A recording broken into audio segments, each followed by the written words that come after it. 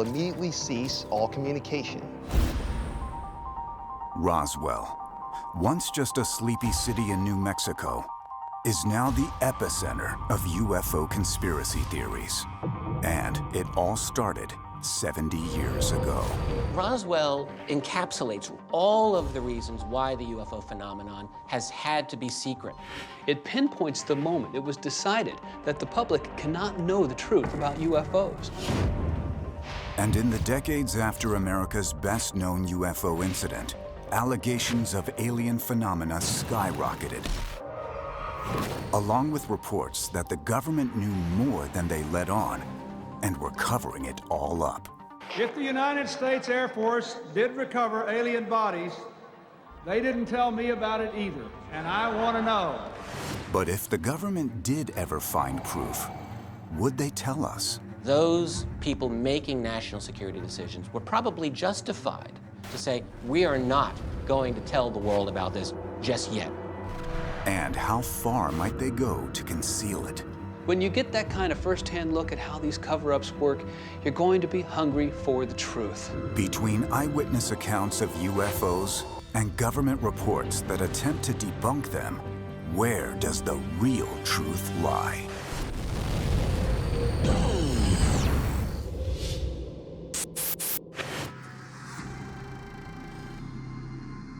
July 1947, Roswell, New Mexico. William Mack Brazel, a rancher, contacts local authorities to report an unusual find. He claims to have discovered the debris of a strange aircraft scattered across the desert near the Roswell airfield. The sheriff didn't know what to make of this, so he called the Roswell Army Airfield and asked if they knew anything about a strange aircraft that had just crashed in Roswell. The Army acts quickly to secure the scene and remove the strange crash materials. And there were other reports of a second crash where extraterrestrial bodies were allegedly found. A nurse at the Roswell Army Base morgue even provided illustrations of what she supposedly saw. The story was also picked up by the local newspaper, and it actually said that the intelligence office of the Roswell Army Airfield, quote, announced at noon today that the field has come into possession of a flying saucer. The potential impact of this discovery is far-reaching and is immediately brought to the attention of President Harry S. Truman.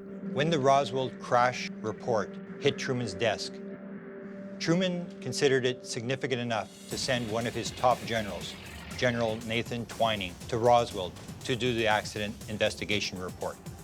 General Twining, a celebrated war hero and head of research and development for the Air Force, would later go on to become chairman of the Joint Chiefs.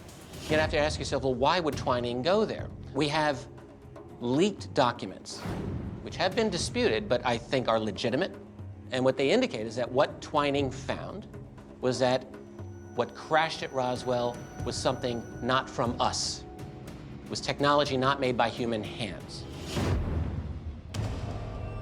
General Nathan Twining made a recommendation that a formal study of UFOs be conducted and that it be kept secret for the well-being of the public and, of course, national security. But of course, the problem with that is that secrecy develops its own momentum, its own bureaucracy, its own power. And then, of course, it's gone. There's no chance. The longer that secret goes, the less likely it'll ever be that you'll want to reveal it.